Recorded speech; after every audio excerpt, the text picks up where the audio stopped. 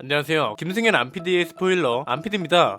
이걸 뭐라 말씀드려야 할지 모르겠습니다. 지금 차 계약 놓고 기다리는 분들 많죠. 이분들한테 좋은 소식을 좀 전해드리고 싶은데 상황이 영 따라와주지 못하고 있습니다. 최근에 기아 영업사원하고 이야기를 나눴는데 몇 가지 정보를 얻을 수 있었습니다. 일단 한마디로 말씀드리면 지금 기다리고 있는 분들한테는 안 좋은 소식의 연속이었습니다. 씨앗은 반도체 대란이긴 한데 그 뒤에 몰려온 게 너무 많더라고요. 오늘은 반도체 대란 이후에 생긴 또 다른 문제, 그리고 이 문제로 인해 대기 기간이 얼마나 늘었는지, 난데없이 차 가격은 또 왜 오른 건지, 그리고 계약 취소와 관련된 이야기까지 순서대로 정리해드릴 테니까요. 끝까지 집중해서 봐주세요. 반도체 대란이 여전히 문제입니다. 생산과 공급이 나아질까 싶었는데 이미 올해 공급 물량 주문이 끝났다고 하죠. 반도체 수요 자체가 포화 상태일 정도로 심각하다는 겁니다. 그럴 수밖에요. 몇 개월 내내 문제가 됐던 게 지금 풀린다고 하니까 온갖 자동차 제조사들이 다 몰릴 거잖아요. 공장을 미친듯이 가동해도 모자랄 판인데 반도체 생산에 또 다른 차질이 생기기 시작했다고 합니다. 이번에는 원자재 문제가 아닙니다. 코로나19에 이어 오미크론 변이 바이러스가 문제라고 합니다. 반도체 수요가 괜찮아질만 하니까 변이 바이러스라는 외부 요인이 생산을 막는 거죠. CNN에서 보도한 내용을 보면요, 중국 방역 당국이 시안 지역에 대한 강도 높은 봉쇄 조치를 단행하면서 삼성전자와 마이크론 공장 반도체 생산에도 차질이 발생하고 있다고 합니다. 벌써 일부 지역에선 반도체 생산 자체에 타격을 주고 있다는 거죠. 자동차 반도체를 생산하는 베트남과 말레이시아도 오미크론 때문에 생산 차질이 있다고 합니다. 감염 문제 때문에 공장을 100% 가동하지 못하다 보니까 당연히 수급에 차질이 생기겠죠. 만약 감염이 퍼지면 당장 공장 가동을 중단할 거고요. 반도체 문제가 나아지질 않으니까 자동차 업계는 계속 비상사태입니다. 왜 최근에 미국에서 토요타가 미국 자동차 회사를 제치고 1위를 차지했다고 하잖아요. 이것도 사실 반도체가 변수였습니다. GM은 반도체 공급난 때문에 공장 가동 중단을 여러 번 했거든요. 실제로 이것 때문에 미국 시장 판매량이 전년 대비 12.9% 줄었다고 합니다. 토요타는 반도체 공급난을 상대적으로 잘 대처했습니다. 이 덕에 미국 판매량이 10.4% 늘었습니다. 토요타는 반도체 칩을 비축하기로 결정했잖아요. 다른 자동차 회사들이 반도체 공급으로 피해를 보고 있을 때 토요타는 공장 가동률을 90% 이상 유지할 수 있었습니다. 토요타가 이런 대응이 가능했던 이유는 2011년 동일본 대지진 덕이었다고 합니다. 이때 한번 크게 데이고 나서 생산 차질이나 공급 중단을 미리 대비하고 해당 부품들에 대한 비축량을 늘려왔다고 합니다. 국내에서 직격탄을 맞은 건 현대차 그룹입니다. 뒤에서 자세히 보겠지만 전체적으로 2개월에서 3개월, 많게는 5개월 정도 대기 기간이 추가됐습니다. 자, 가뜩이나 대기 기간이 늘어난 것도 짜증나는데 여기에 가격까지 오른다고 합니다. 와, 이게 대체 무슨 일인가 싶어서 찾아보니까 디젤 모델만 많이 오르더라고요. 이건 현대차랑 기아 모두 해당되는데요. 사유가 뭔지 보니까 디젤차 OBD 강화가 원인이라고 합니다. 이게 뭐냐면 배출가스 인증 기준이 강화되면서 배출가스 저감 장치가 보강됐고 이것 때문에 가격이 올랐다는 겁니다. 스포티지는 60만원 정도 오르고요. 카니발이나 소렌토 같은 차들은 75만원 정도, 봉고 같은 차들은 100만원 정도 올랐다고 합니다. 산타페는 트림에 따라 240만원이나 올랐다고 하는데요. 이게 왜 그런지 보니까 산타페는 디젤 기준 강화에 대응을 하면서 트림에도 변동이 있었다고 합니다. 옵션이 추가되고 트림이 조정되면서 가격이 그만큼 더 오른 거죠. 일단 그래서 가격 상승은 디젤차가 가장 심하고요. 가솔린이나 하이브리드는 가격 상승이 아예 없거나 있어도 소폭 오르고 있는 상황이라고 합니다. 최근에 타이어 가격 상승 영향을 받은 차들은 그만큼 또 가격이 오르겠죠. 디젤차는 이미 가격이 올랐고 전기차도 지금 가격이 오를까봐 걱정이라고 합니다. 여긴 또 뭐가 문제인지 보니까 니켈 가격이 10년 만에 최고치를 찍었다고 합니다. 니켈은 전기차 배터리의 핵심 소재로 잘 알려졌죠. 여기도 공급에 비해 수요가 너무 많아지면서 문제가 생긴 거라고 합니다. 전기차 배터리 생산량이 늘어나면서 니켈 소비량이 늘어났는데 정작 니켈의 생산량이 받쳐주질 못하면서 재고량이 빠르게 줄고 있다는 거죠. 이것 때문에 LG는 원통형 배터리 가격을 인상하기로 결정했고요. 8%에서 10% 정도 가격이 오른다고 합니다. 저는 이게 좀 많이 걱정됩니다. 앞으로 전기차 수요가 계속 늘어날 거라고 하잖아요. 전기차 수요가 늘어나면 그만큼 배터리 소비도 늘어날 거고 배터리 생산에 필요한 원자재 수요도 늘어나겠죠. 이제 시작 단계인데 벌써부터 니켈 가격 하나가 올랐다고 전기차 가격까지 타격을 준다고 하니까 걱정할 수밖에 없는 겁니다. 원래 전문가들이 전망하던 건 배터리 가격이 점점 줄어들면서 전기차 가격도 지금의 내연기관차 수준으로 낮아질 거라는 거였죠. 그런데 이렇게 되면 그보다 늦거나 오히려 전기차 가격이 지금보다 훨씬 비싸질 수도 있을 거라는 소리입니다. 계속 이런 이슈가 터지다 보니까 대기 기간도 더 늘어났습니다. 기아 영업사원분이랑 이야기를 한 거라서 기아 기준으로 말씀드리면요, 거의 모든 주력 모델이 기존보다 3개월 이상 늘었다고 생각하시면 됩니다. K8은 하이브리드 모델 대기 기간이 거의 1년이라고 하고요. 2.5 가솔린 모델도 8개월 이상, 3.5 가솔린 모델은 주력 모델이 아님에도 5개월 이상이라고 합니다. 소렌토는 말할 것도 없습니다. 1년도 우습거든요. 14개월 이상이라고 하고요. 스포티지 같은 차들도 8개월 정도로 늘었습니다. 지금 기다리고 있는 분들은 영업사원한테 전화해서 대기 기간 파악을 하고 계시는 게 좋을 것 같네요. 그런데 궁금하지 않으세요? 유독 현대차보다 기아 대기 기간이 심한 것 같잖아요. 이게 실제로도 좀 그렇다고 합니다. 왜 3.5 모델보다 2.5 모델 대기 기간이 유독 심하게 길죠. 이게 수요가 많은 것도 있지만 현대차랑 같이 쓰는 부품인 경우에는 영향이 좀 더 있다고 합니다. 예를 들면 2.5 엔진 같은 건 현대차랑 기아가 같이 쓰잖아요. 현대차에서 만들고 현대차에서 같이 쓰는 부품인 경우에는 기아보다는 현대차한테 먼저 간다고 하더라고요. 요즘 기아차 수요가 워낙 몰리고 있기도 하고 여기에 부품 우선순위도 비교적 뒤에 있어서 기아 대기 기간이 유독 더 긴 상황이라고 합니다. 그리고 좀 골치 아픈 게 이건 뭐 노조가 풀타임으로 일을 한다고 해서 해결되는 것도 아니고 영업사원들이 단체로 시위를 한다고 해서 되는 것도 아니잖아요. 그래서 어디다 하소연하지도 못하고 그냥 계약 취소를 해버리는 고객들이 많다고 합니다. 대기 기간이 그나마 좀 적은 수입차로 갈아타는 고객들이 점점 많아진다 하더라고요. 그래도 그나마 다행인 건 대기 기간이 길어진다고 해서 영업사원한테 따지거나 하는 사람은 없다고 합니다. 왜 예전에는 차를 못 고치는 것까지 영업사원한테 뭐라 하는 사람들이 많았잖아요. 다행히 이게 전 세계적인 문제고 영업사원들도 어떻게 해결할 수 있는 문제가 아니라서 애먼 곳에 화풀이하는 사람은 없을 것 같습니다. 이게 참 여러 가지로 문제죠. 대기 기간이 줄어드나 싶었는데 오히려 늘어나고 있고 심지어 차 가격까지 오른다는 거잖아요. 차 가격만 오르면 다행이죠. 6월 다 끝나고 7월부터 출고하는 사람들은 세금도 더 내야 하죠. 이게 그래서 난감하다는 겁니다. 그런데 따지고 보면 결국 원자재가 문제라서 회사도 답답하고 고객들도 답답한 겁니다. 반도체도 그렇고 전기차는 니켈이 문제죠. 요소수 대란이 끝났다고 하잖아요. 자동차는 제2의 제3의 요소수 대란이 계속되고 있다고 봐야 할 것 같습니다. 원자재를 공급하는 나라에서 정치적 문제나 경제적 문제가 발생하면 그 원자재를 받아 쓰는 다른 나라는 직격탄을 받는 거죠. 특히 요소수처럼 공급처가 하나에 몰려있으면 더 큰 문제가 되는 거고요. 불행 중 다행이라고 해야 할지 국내 기업들이 자체 생산 라인을 구축하고 있다고 합니다. 물론 이게 당장 눈에 띄는 해결은 안 될 겁니다. 그러나 장기적으로 보면 꼭 필요한 것들이라는 건 누구도 부정 못할 겁니다. 일단 현대차는 기존 전담 부서의 인력을 늘리고 탄력적으로 조직을 운영 중이라고 합니다. 얼마 전 코로나19 델타 변이 확산 때 현지에 구매기획 팀원을 긴급하게 파견을 보내는 것처럼 적극적으로 대응하고 있고요. 공급망 관리도 강화하고 있습니다. 공급망은 국가적인 사안이잖아요. 그래서 대관 담당팀이 정부랑 소통하고 협업을 확대해 나가고 있다고 합니다. 이런 식으로 대응한 덕에 눈으로 보이는 결과가 작년 3월에 나왔었죠. 정부가 차량용 반도체를 신속하게 통과시키기로 했잖아요. 반도체 자체 생산도 추진 중입니다. 좀 더 큰 단위로 보면 부품 공급 생태계를 구축하겠다고 합니다. 얼마 전에 정부에서 삼성전자랑 현대차가 반도체 분야 협력을 강화해달라는 제안을 했잖아요. 이걸 계기로 삼성전자랑 현대차의 새로운 동맹이 결성될 가능성도 높아졌다고 합니다. 현대차랑 삼성전자가 자동차용 시스템 반도체를 공동으로 개발하고 삼성이 파운드리 시설을 통해 생산하는 이런 방식을 기대해볼 수 있겠죠. 현대모비스는 반도체 자체 개발 계획을 추진 중이고요. 그룹 내 계열사인 현대오트론이 반도체 사업 부문을 인수하고 현재는 반도체 설계 부서도 신설했다고 합니다. 아예 시스템 반도체랑 전력 반도체 같은 부품들을 자체 생산하겠다는 거죠. 포스코도 움직이고 있습니다. 배터리 음극재의 주요 원료인 흑연을 지금은 모두 중국에 의존하고 있다고 합니다. 이걸 해결하기 위해서 1차적으로 아프리카 탄자니아 흑연 광산을 보유하고 있는 호주 광산 업체인 블랙록 마이닝 지분을 15% 인수했다고 합니다. 이 덕에 올해부터 연 3만 5천 톤의 흑연을 여기서 공급받을 수 있을 전망이라고 합니다. 2차전지 소재의 공급망을 다변화하고 있다는 거죠. 이렇게 되면 국내 기업이 자체 생산으로 원자재를 조달하거나 아니면 국내에 있는 다른 기업을 통해 받을 수 있게 되는 거잖아요. 해외 의존도를 높이는 것보다 훨씬 위험이 줄어드는 거라서 이런 건 확실히 응원해 줄 만한 것 같습니다. 지금 상황 자체는 너무 막막한데 그래도 어쨌거나 해결하려고 움직여주고 있는 거니까요. 오늘 내용을 정리해볼까요? 최근 오미크론 변이 사태로 반도체 공급에 또 다른 차질이 생기고 있다. 그래서 결국 차량 대기 기간이 많게는 5개월 이상 추가됐고 디젤차 같은 경우는 배출가스 기준 강화에 대응하느라 가격까지 오른 상태다. 결국 계약을 취소하고 수입차로 넘어가는 고객들도 많다고 한다. 원자재 대란으로 전기차도 가격 상승이 불가피해 보인다. 이를 장기적으로 해결하기 위해서 현대차, 현대모비스, 삼성전자, 포스코 등 국내 대기업들이 수입 다변화, 원자재 자체 생산 라인 구축 등을 노력하고 있다. 단기적인 해결책은 아니지만 장기적으로 봤을 때 꼭 필요한 해결책이다. 이렇게 정리할 수 있겠습니다. 오늘 내용은 여기까지입니다. 앞으로 이런 자동차 시장 동향 이야기도 가장 유익하게 스포일러 해드릴 예정이니까요. 구독과 좋아요, 알림 설정을 통해 가장 빠르게 받아보셨으면 좋겠습니다. 안PD의 자동차 백과 반도체 대란 근황 편이었습니다. 감사합니다.